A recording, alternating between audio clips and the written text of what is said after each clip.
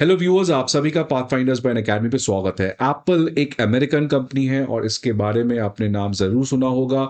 साथ ही साथ में भी आपने इसके प्रोडक्ट को भी यूज़ किया होगा। इसकी प्रोडक्ट काफ़ी ड्यूरेबल, रेजिलियंट होती है, जिसकी वजह से एप्पल के जो प्रोडक्ट्स हैं वो one of the most attractive products हैं, बहुत ज़्यादा बिकते हैं और साथ ही साथ एक ब्रांड स्टेटस भी एक कस्टमर को प्रोवाइड करते हैं। अब एप्पल की इसी वजह से आज जो एक न्यूज़ आ रही है वो एक हिस्टोरिक न्यूज़ है, बिकॉज़ एप्पल कंपनी जो है वो अब $4 ट्रिलियन का स्टॉक मार्केट वैल्यूएशन अचीव करने जा रही है। जी हाँ, अभी तक ऐसी कोई भी कंपनी नहीं है जो $4 ट्रिलियन का मार्क अचीव कर पाई है। तो एप्पल कंपनी जो है वो अब $4 ट्रिलियन का मार्केट कैपिटलाइजेशन को अचीव करने जा रही है। इस समय अगर देखें तो इट इज अराउंड $3.85 ट्रिलियन, जो कि सरप्राइजिंगली कंबाइंड है। अगर आप जर्मनी के स्टॉक मार्केट और स्विट्जरलैंड के स्टॉक मार्केट के सारे कंपनीज के मार्केट कैप को मिला दें तो एप्पल का इन दोनों से भी ज्यादा है। दैट शोज कि एप्पल जो है वो आज कितनी बड़ी कंपनी बन चुकी है। और इसी के साथ जो एप्पल के सबसे बड़े कॉम्पिटिटर थे एनवीडिया और माइक्रोसॉफ्ट, उसको भी एप्पल ने पीछे छोड़ दिया है।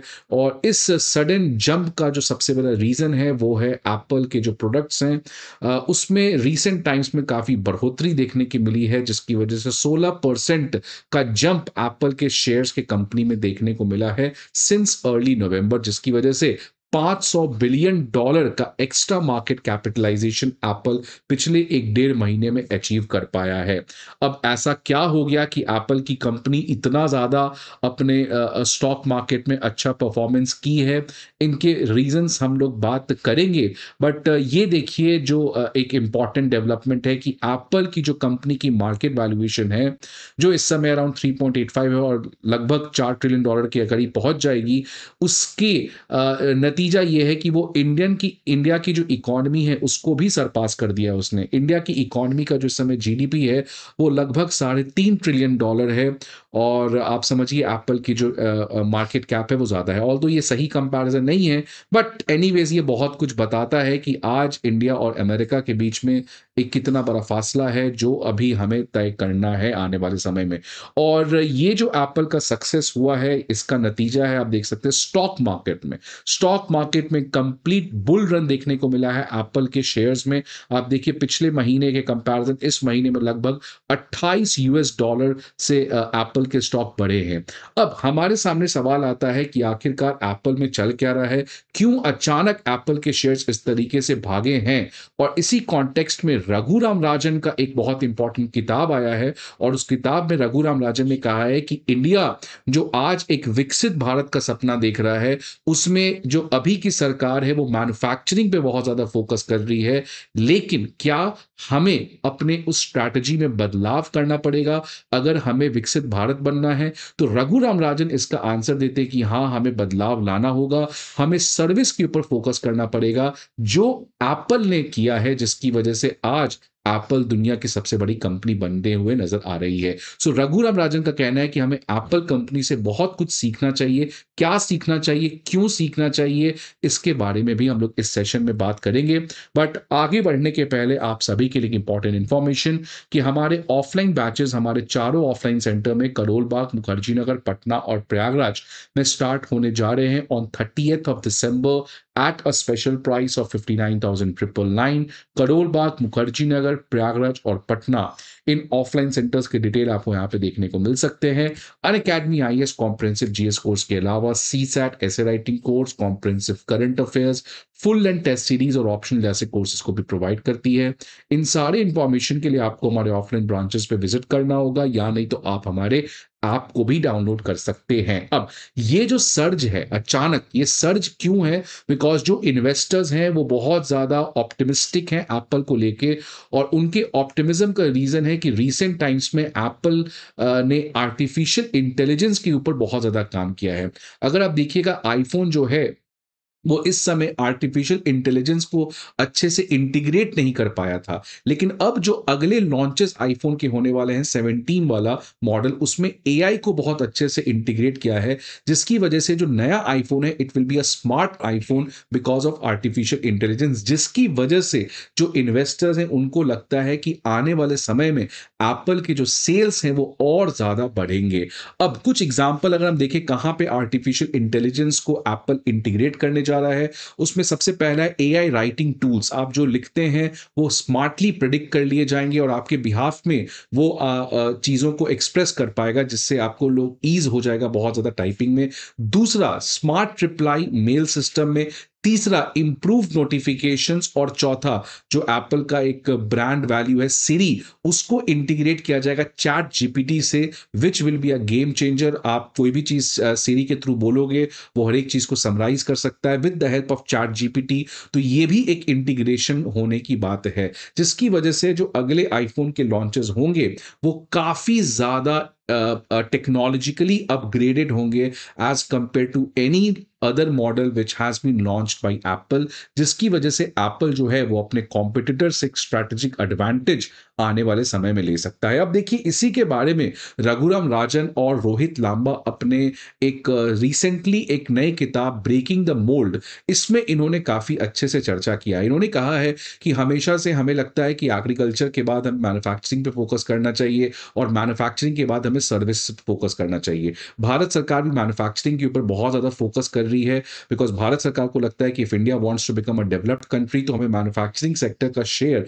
जीडीपी में 25% ले जाना होगा, और यही प्राइम मिनिस्टर मोदी का मेक इन इंडिया का सपना भी है। लेकिन रघुराम राजन कहते हैं कि भारत सरकार के कई प्रयासों के बावजूद मैन्युफैक्चरिंग सेक्टर में हम लोग कुछ पॉजिटिव नहीं कर पा रहे हैं। और ये बात सही भी है। अगर आप मैन्युफैक्चरिंग सेक्टर का शेयर देखिएगा तो वो कॉन्स्टेंटली स्टैग्नेटेड है, लगभग 17-18% पे, वो बढ़ने का नाम नहीं ले रहा है। अब रघुराम राजन का कहना है कि क्या हमें एक चीज पे अननेसेसरली बहुत फोकस करना चाहिए जो चीज हम सुधार ही नहीं पा रहे हैं, क्योंकि आज अगर रियलिटी देखा जाए तो मैन्युफैक्चरिंग का जो पावर हाउस है वो है चाइना।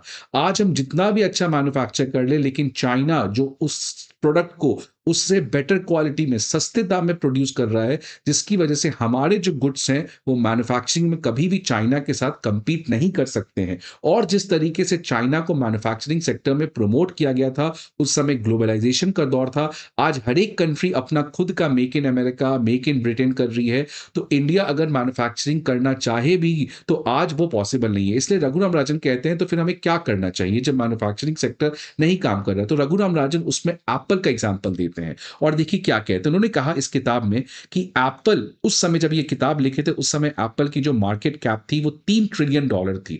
और एप्पल, आपको पता है कि एप्पल जो कंपनी है वो अपना कोई भी आईफोन या आईपैड को खुद से प्रोड्यूस नहीं करती है।